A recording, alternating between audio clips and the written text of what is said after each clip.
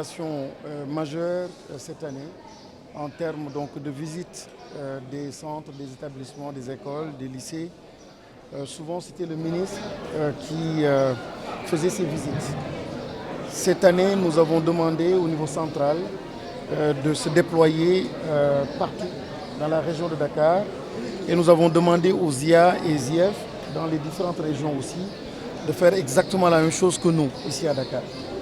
Pour ce que nous avons eu à visiter, nous sommes très satisfaits.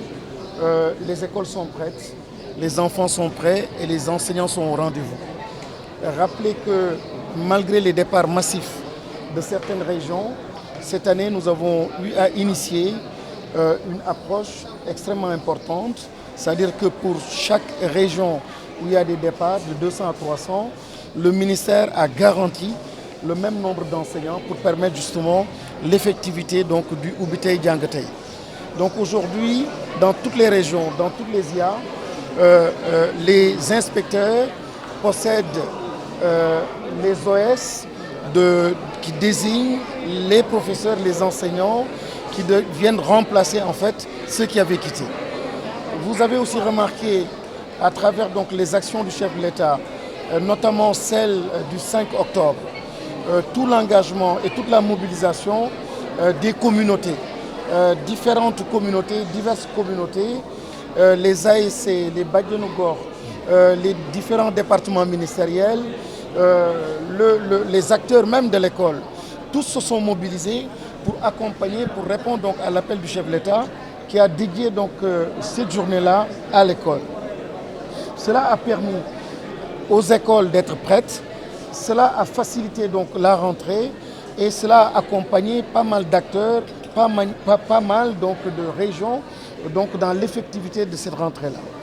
Rappelez par contre qu'il y a encore certaines écoles dans certaines régions qui sont malheureusement dans des eaux et nous sommes en train d'y travailler. Rappelez encore une fois le dernier conseil interministériel, l'engagement des différents départements ministériels, notamment les forces armées, qui ont été très visibles et très présents pour justement le pompage des eaux, la réhabilitation donc, des écoles, le ministère de la formation professionnelle avec donc, la réhabilitation des tables-bancs. Je dirais simplement que tous les ministères ont participé, se sont engagés et ont permis donc à la rentrée d'être belle et d'être une rentrée réussie. Donc nous avons connu une fin d'année très bonne avec des examens et concours qui sont très bien passés. Là, alhamdoulilah, nous avons aussi une rentrée scolaire suffisamment bien réussie et nous continuons dans les prochains jours à accompagner certaines écoles dans certaines régions qui sont encore en difficulté. Voilà donc globalement ça s'est très bien passé. Dès le début, nous avons fait des partenaires sociaux nos alliés et le chef de l'État vient nous réconforter dans cette position. Le chef de l'État, chaque fois qu'il parle de l'école, il a toujours mis en avant l'enseignant au devant. Et hier encore ou avant-hier à Hambourg, il parlait de la centralité de l'enseignant, le rôle de l'enseignant, l'importance donc de sa mission. Et donc tout sera fait par ce gouvernement-là pour accompagner donc les enseignants. Et je pense que nos partenaires sociaux, les syndicats, se battent pour l'enseignant. Et je disais lors du séminaire de rentrée, j'encourageais même les syndicats à se battre davantage pour les enseignants, parce qu'en se battant pour les enseignants, ils se battent pour le système. Et en réalité, ce qu'ils sont en train de dire pour le compte de l'enseignant, c'est du vrai et c'est du juste. Il faut juste continuer la concertation, le dialogue. Heureusement que le chef de l'État, très sensible donc à cette question-là du dialogue, exhorte tous les membres du gouvernement à faire donc de cet exercice du dialogue une activité donc quotidienne, une activité régulière. Je voudrais aussi dire que nous avons été à la cathédrale visiter donc une école catholique pour dire encore une fois au nom du chef du gouvernement qui nous a justement défini le plan de visite. Et dans ce plan de visite-là, la cathédrale était importante symboliquement par rapport à l'excellence, donc au travail que ces écoles continuent d'accomplir, ont toujours accompli pour le compte du système de façon générale. Pas mal de nos dignes fils sont sortis de ces écoles. Et le modèle est un modèle extrêmement intéressant. Donc il fallait rendre visite donc, à ces écoles pour les encourager, magnifier donc ce qu'elles sont en train de faire. C'était le lieu pour nous aussi de rassurer tous nos compatriotes, pour dire en réalité qu'il s'agit d'une seule école, il s'agit de l'école sénégalaise, il s'agit d'une seule nation, la nation sénégalaise. Et donc, tout sera fait pour justement cette cohésion qu'elle soit renforcée, tout sera fait pour que ces écoles, dans leur diversité, continuent à accompagner avec leur talent, leurs compétences, leur expérience, le système éducatif et nos enfants. Et l'objectif du chef du gouvernement, c'est surtout de préserver donc cette diversité culturelle qui fait la singularité, le signe distinctif donc de ce pays-là.